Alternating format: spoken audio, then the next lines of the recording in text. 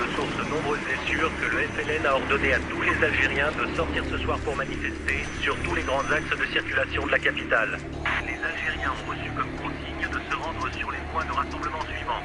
Place de l'Étoile, place de la Concorde, sur les grands boulevards, d'Opéra à Bonne Nouvelle et Saint-Michel. الخوا كانوا زينين زيدي بو تقول رايحين للعرس حتى واحد ما كان موسخ كل لابسين وكل محفين كلهم رايحين للعرس حقنا نص طريق نتاع بين لا ديفونس وبوندي حتى يجوا الناس راجعين والعياط والبارود يخبط قالوا لنا الهرب الهرب الهرب راهم البوليسيه يقتلوا في الناس ويلوحوا فيهم في اللسان يلزم هربوا. اكتوبر 61 خلاني كان عمري 25 سنه مع 4 اولاد هذه 50 سنه وانا نجري انا اللي الجره ما كانش. Des bruits courent. Le bilan des victimes musulmanes des manifestations serait incomplet.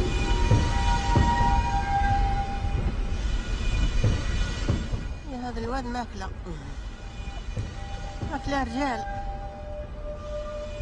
رجال وخلوا الاولاد يتاموا. On commence avec le massacre du 17 octobre 1961. Plusieurs dizaines de manifestants pour l'indépendance de l'Algérie avaient été tués par la police dirigée à l'époque par Maurice Papon.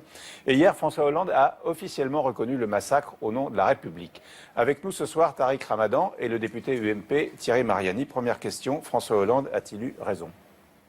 Ben oui, je pense que ça se faisait attendre et que c'est une bonne chose qu'aujourd'hui en France, on reconnaisse que quelque chose de grave s'est passé en France, qui était inacceptable, et qu'en fait, contrairement à ce qu'on entend du côté de la droite et de l'UMP, le fait de reconnaître ce passé n'est pas de diviser les Français, c'est la réconciliation de tous les Français aujourd'hui au nom de la mémoire commune. Thierry Mariani ? C'est une triple erreur. Une erreur d'abord sur la forme. Un communiqué de quelques lignes, franchement, ça ressemble à rien. Deuxièmement, une erreur sur le fond, parce que, oui, il y a eu effectivement des massacres, mais de tous les côtés dans cette guerre d'Algérie. Et moi, j'oublie pas, par exemple, tous les Européens qui ont été massacrés à Oran en 62, après l'indépendance. J'oublie pas un certain nombre de massacres, notamment le village de Melouza. Je voudrais que, dans ce cas-là, la reconnaissance des fautes, elle soit des deux côtés. Et qu'il y en a assez que ce soit toujours la France qui s'excuse. Et troisième erreur, une erreur de moment. Le président de la République va se rendre en Algérie. Je trouve qu'entamer un voyage en mettant déjà un genou à terre et en commençant à s'excuser, ce n'est pas la meilleure manière de... La réconciliation, elle doit se faire dans les deux sens. C'est-à-dire que le jour... Il y a eu un peuple colonisé, il y a eu des colonisateurs. Il faudrait que la France reconnaisse que la colonisation, en aucune circonstance, ne se défend.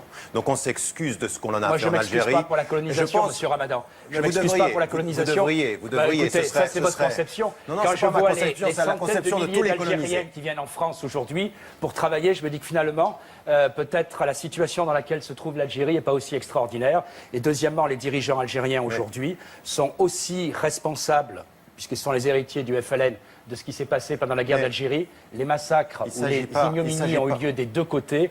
J'attends toujours le premier mot de début d'excuse des responsables de s'excuser d'avoir été colonisé. S'excuser d'avoir massacré les Européens après l'indépendance, s'excuser d'avoir massacré les Harkis, s'excuser d'avoir dévasté les cimetières européens. Moi, je ne suis pas dans une posture d'excuse. Je crois que dans l'histoire de France, il y a des pages sombres, mais il y a aussi des pages dont on peut être fier. Et la véritable vision de l'histoire de France, c'est un équilibre. Si vous écoutiez, ce serait bien. C'est pas une posture d'excuse. Non, mais je suis pas venu pour m'excuser, moi. Non, c'est une posture de responsabilisation. Mais la responsabilité...